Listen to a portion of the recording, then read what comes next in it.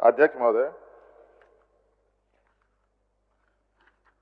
आपका धन्यवाद है अध्यक्ष महोदय कि आज माननीय राज्यपाल महोदय के अभिभाषण के इस वाद विवाद के बाद सरकार की तरफ से मुझे उत्तर देने का आपने मौका दिया और माननीय राज्यपाल महोदय के अभिभाषण पर कल से लेकर आज तक वाद विवाद के इस क्रम में माननीय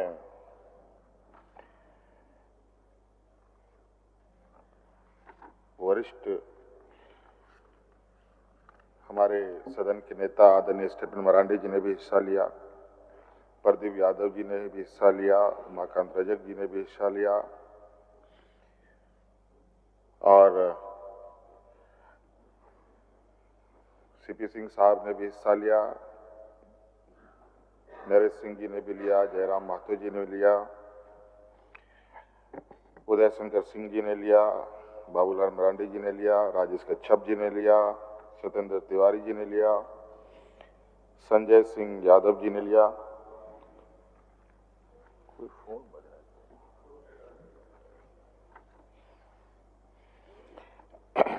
अरूप चटर्जी ने भी हिस्सा लिया, निर्मल महतो जी ने भी हिस्सा लिया, जनार्दन पासवान जी ने भी हिस्सा लिया। सभी हमारे मंत्री जी ने भी हिस्सा लिया, कई सारे सभी सदन के सदस्यों ने हिस्सा लिया और काफी सारी बातें अभिभाषण को लेकर, कुछ अभिभाषण के अंदर की बात, कुछ अभिभाषण से बाहर की भी बातें इस वाद विवाद में आई है।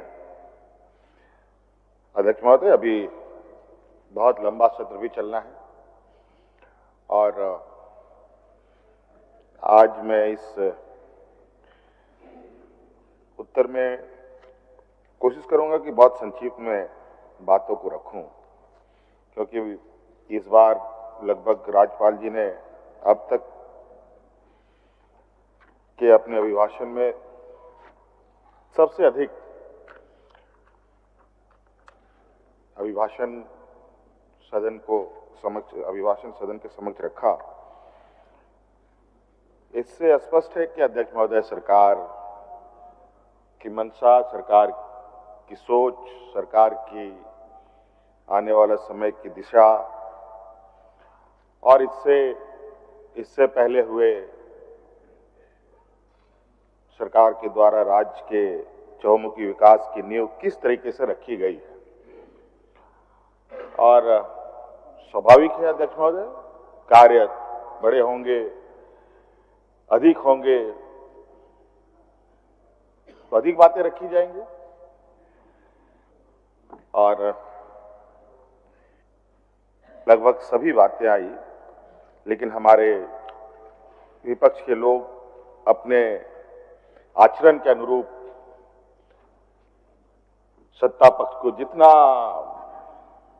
बुरा भला कहना है, जितना उनका कटाक्ष करना है, अपना दायित्वों का निर्वहन कर रहे थे। मैं भी सुन रहा था और हमारे कुछ पुराने सदन के मैच्योर्ड वयोवृद्ध सदस्य तो इस तरीके से पके हुए हैं कि सरकार की कोई भी कार्य इनको अच्छा नहीं लगता, चाहे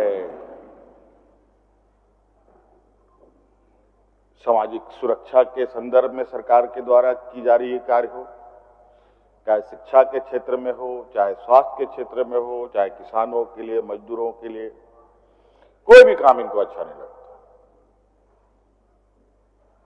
और मुझे लगता है कि 2 दिन के इस वाद विवाद में कोई एक उपलब्धि सरकार की ये बताने के लिए तैयार नहीं।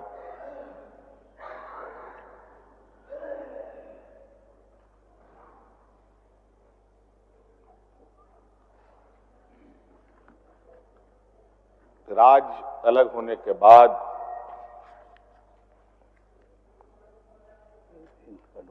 आप सभी मान्यों ने जो आज विपक्ष में बैठे हैं, आप लोगों ने इस राज्य को ऐसे कीचड़ में धकेला था कि आज उस कीचड़ से इस राज्य को निकालते निकालते हम लोगों के पसीने छूट गए और आज इस राज्य की जनता को मौजूदा सरकार पर,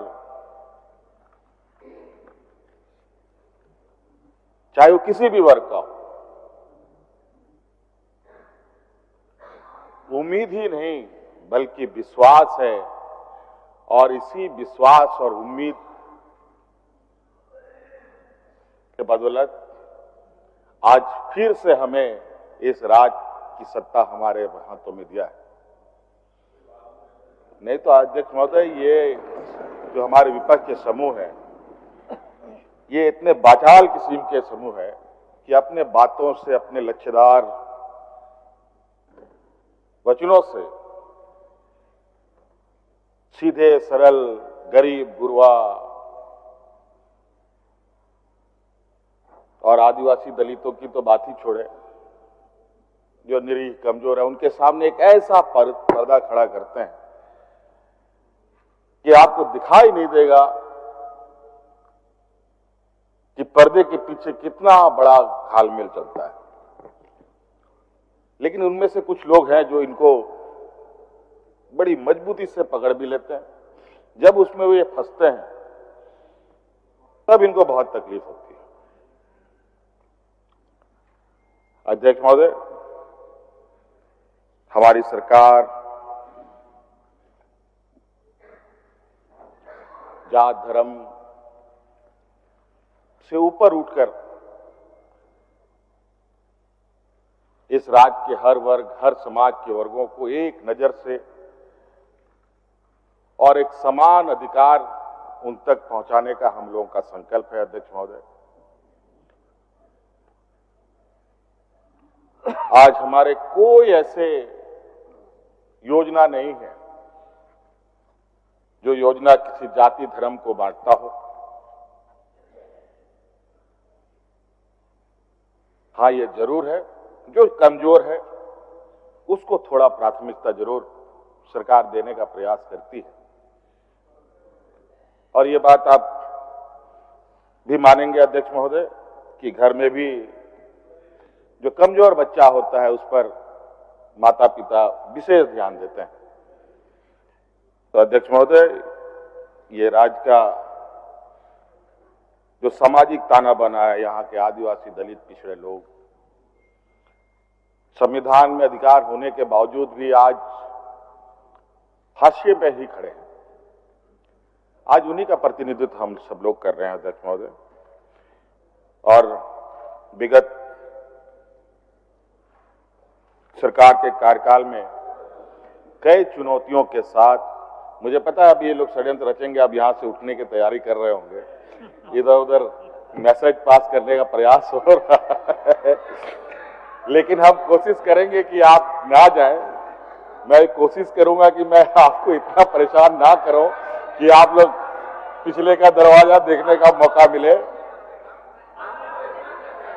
हाँ, ठीक है, ठीक है। मैं कोशिश करूंगा कि अपने भाषण में इतनी संयमता रखूं कि आपको जाने का मौका ना दूं। लेकिन होता क्या है कि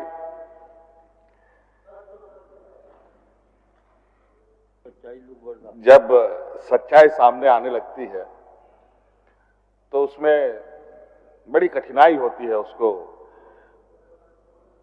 फेस करना, उसके साथ चलना।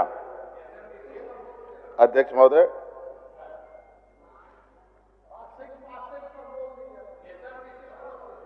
देखिए, ये पासिंग की बात वो भी मैं करूंगा, क्योंकि तिवारी जी भी बहुत मजे हुए खिलाड़ी हैं, ऐसे कोई नया कच्चा खिलाड़ी नहीं है। बालू, ठेका, टेंडर, गिट्टी, सीमेंट से बहुत अच्छा नाता है इनका, और मुझे मालूम है।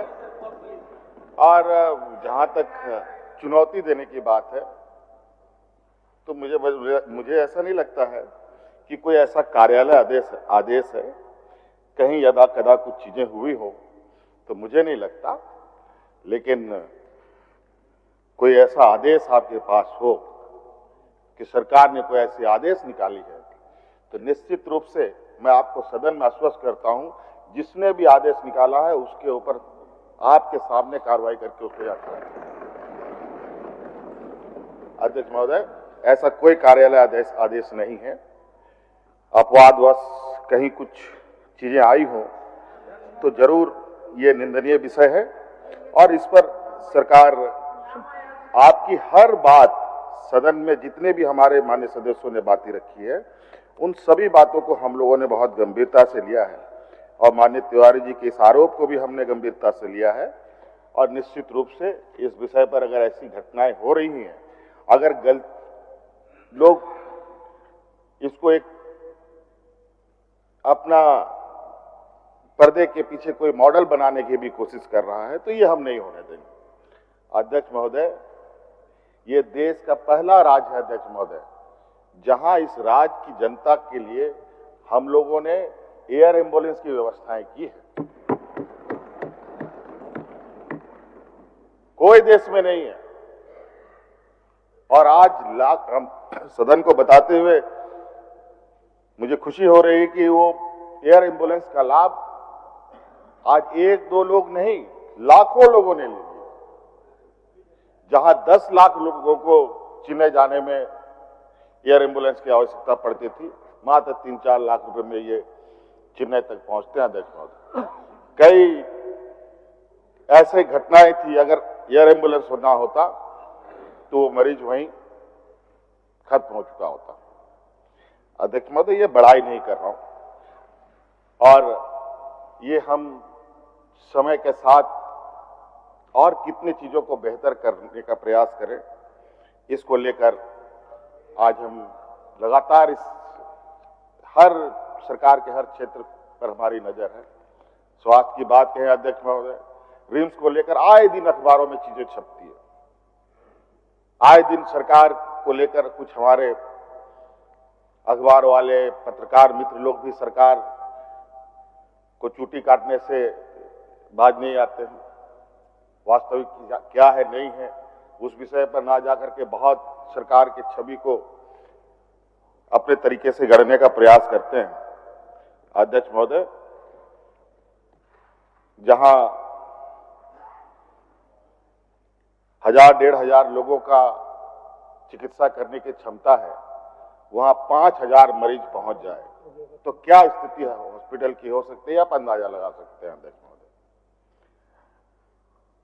और आज इसी को ध्यान में रखकर अध्यक्ष महोदय, ये रिम्स के पुनर्जीर्णोद्धार का कार्यक्रम हम लोगों ने टेकअप किया हुआ है, और बहुत जल्द आने वाले 5 साल के अंदर ये जो रिम्स आपको दिख रहा है, ये रिम्स एक नए स्वरूप के रूप में इस राज्य को देखने को मिलेगा। और इसके अलावा अध्यक्ष महोदय, सरकार ने अतिरिक्त इस रिम्स का जो बर्डन है, इस रिम्स के ऊपर जो बोझ आता है, ये पूरा बोझ इसके ऊपर ना आए, इसको लेकर हम लोगों ने इस राजधानी के अंदर एक और मेडिकल कॉलेज खोलने का भी निर्णय लिया हुआ है। उसके लिए जगह की तलाश शुरू हो चुकी है अध्यक्ष महोदय। तो ऐसा नहीं है अध्यक्ष महोदय, ये इनके लिए ये खुशी की बात नहीं है, ये बहुत तकलीफदेह बात है इनके लिए अध्यक्ष महोदय। और मैं आप इनको बता दूं अध्यक्ष महोदय, मैं इनको बता दूं, हम लोगों ने इनके इतने षड्यंत्र के बावजूद विगत 5 सालों में इतने कार्य किए अध्यक्ष महोदय, उन कार्यों का जवाब आज इनको मिला है। आज पूरा हमारे विपक्ष के पास जितनी ताकत थी, उस ताकत को यहां स्थापित करके इन लोगों ने चुनाव लड़ने का काम किया, और नतीजा ये हुआ अध्यक्ष महोदय, आज ये फिर से उसी जगह पर हैं जहां पर वो पहले से मौजूद थे, बल्कि और भी 2-4 पत्ते इनके झड़ भी गए अध्यक्ष महोदय। और हमारी मजबूती जो पहले थी उससे और कितनी मजबूत हुई है, इससे इस राज्य की जनता का हमारे सरकार के प्रति क्या सोच है अध्यक्ष महोदय, आपको मालूम है। और इस बार भी अध्यक्ष महोदय, मैं आपको बता देना चाहता हूं अध्यक्ष महोदय, अभी तो शुरुआत है, अभी तो सरकार के ये नई पारी की अभी तो शुरुआत है। एक तो पहला ओवर भी अभी कंप्लीट नहीं हुआ अध्यक्ष महोदय। अभी तो बहुत 5 साल अभी ओवर इनको बॉल फेंकना है अध्यक्ष महोदय, और हर बॉल में छक्का पड़ेगा इतना बता देते हैं, एक भी चौका नहीं जाएगा। आप लोग चिंता मत कीजिए अध्यक्ष महोदय।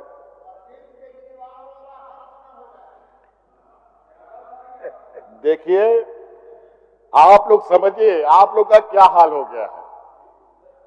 आप लोग ये समझिए कि आप लोगों का हाल क्या हो गया है।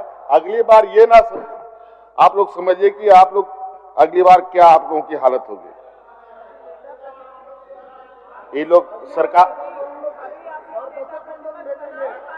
हमें 39 तक नहीं आएगा सर, 39 अध्यक्ष महोदय, हाँ अध्यक्ष महोदय, बालू के विषय में बहुत चर्चा हुआ। लगता है कि बालू को लेकर हमारे विपक्षियों को विशेष चिंता है।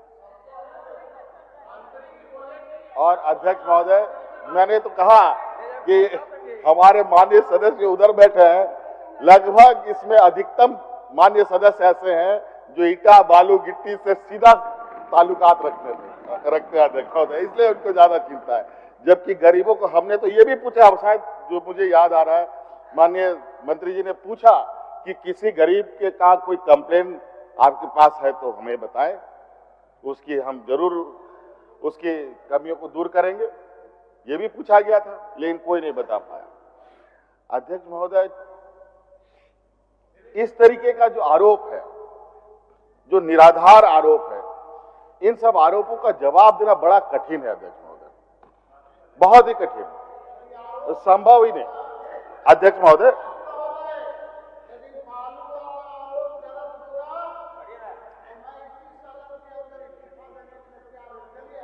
अरे आप अपनी बातों से कब मुकर जाएंगे, कोई भरोसा नहीं है, छोड़िए आप क्या बात कीजिएगा।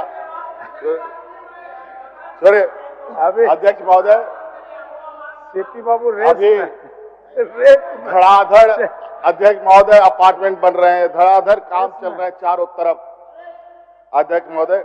सिर्फ इनको 2 ट्रक बालू नहीं मिला, फ्री में नहीं मिला, इसलिए ये हालत है कि हमको मिला क्यों नहीं फ्री में अध्यक्ष महोदय। और कोई पैसा नहीं है, ये पैसा से नहीं खरीदना चाहते हैं, ये दमगई से खरीदना चाहते हैं, जो सरकार कभी नहीं देगी अध्यक्ष महोदय। दमगई नहीं चलेगा, हो गया खत्म, सूर्यास्त हो चुका है, इसलिए आप लोग चुपचाप बैठिए। बालू फ्लड आप चिंता मत कीजिए, आप लोग का जरूर मुसीबतें बढ़ेंगी आने वाला समय में अध्यक्ष महोदय। अध्यक्ष महोदय,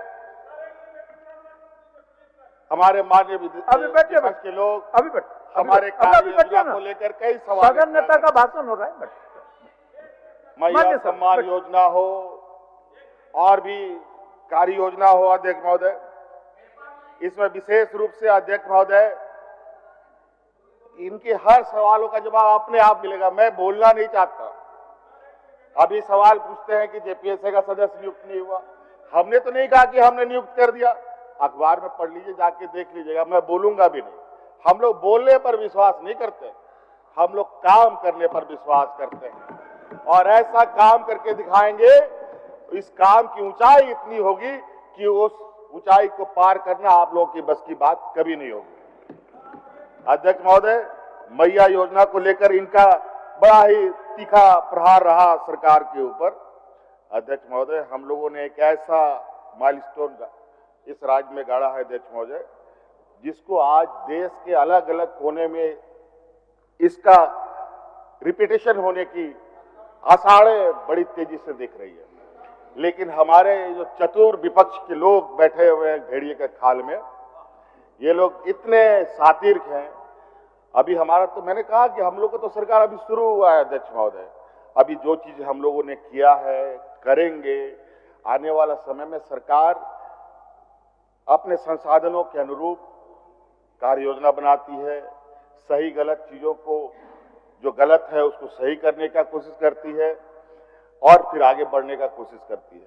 ऐसा नहीं है कि मैं नहीं कहता, थोड़ी आप लोगों से सहमत जरूर हूं कि इतनी बड़ी व्यवस्था चलती है, कहीं 1000 बल्ब जल रहा हो तो 1000 बल्ब में से कोई फ्यूज ना हो, ऐसा नहीं हो सकता है, लेकिन उस बल्ब को तुरंत बदल के फिर आगे बढ़ने का काम करेंगे। इसलिए ऐसा नहीं है।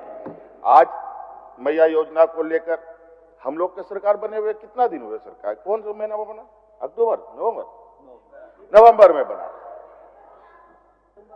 नवंबर, हाँ नवंबर, मान के चलिए नवंबर में बना सरकार। आप बताइए,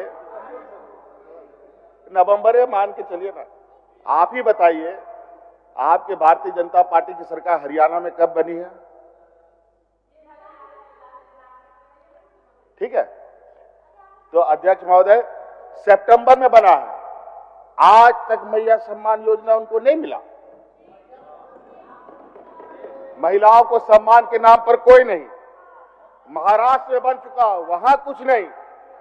दिल्ली में भी बन गया, अभी सत्र चल रहा है वहां के। ये तो अध्यक्ष महोदय आपका मैं शुक्रगुजार हूं। ऐसे विपक्ष जो निराधार बेबुनियाद आरोप लगाते हैं, गला फाड़ने में माहिर है, इतना हल्ला करेंगे, झूठा आरोप, झूठे तथ्यों को रखेंगे कि लोगों को लगे कि नहीं यही सच बोलते हैं। दिल्ली में आज पूरा विपक्ष को बाहर कर दिया गया अध्यक्ष महोदय। लेकिन आज आपकी शालीनता है अध्यक्ष महोदय कि ऐसे निकम्मी विपक्ष आज सदन में भी आप इनको सम्मान देने का काम।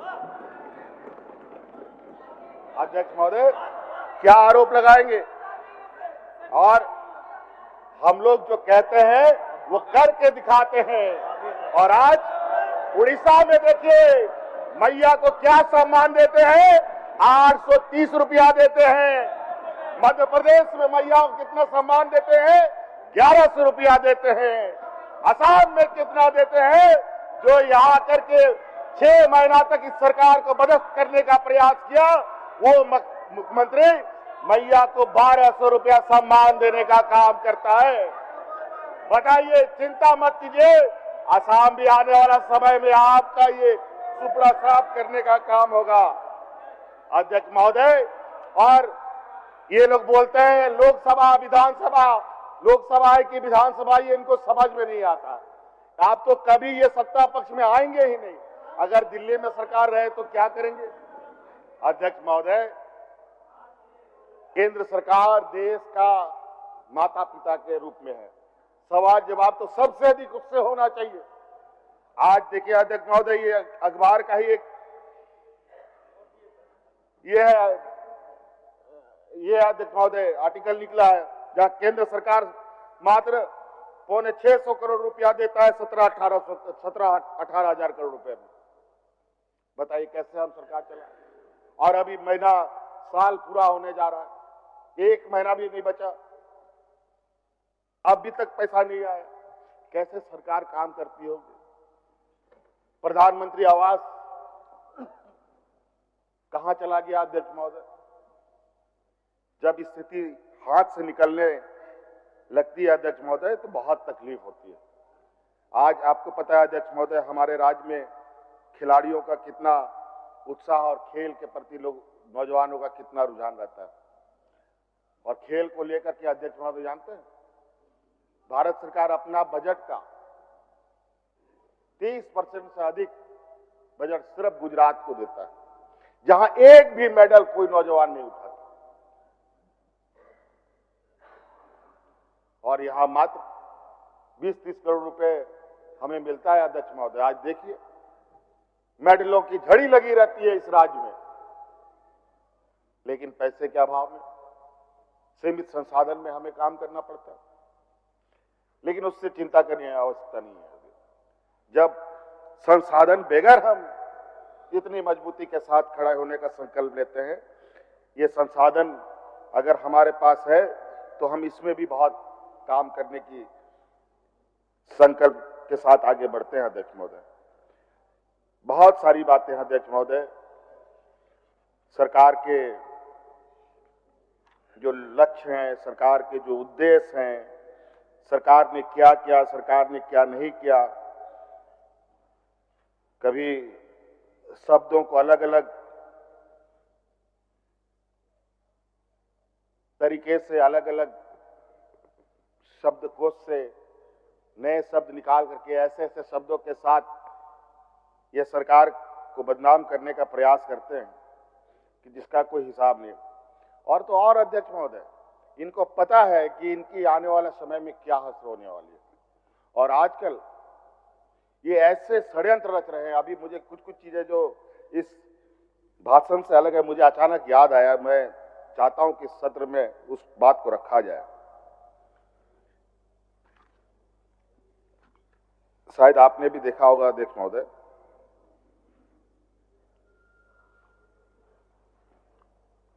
अपने पिता के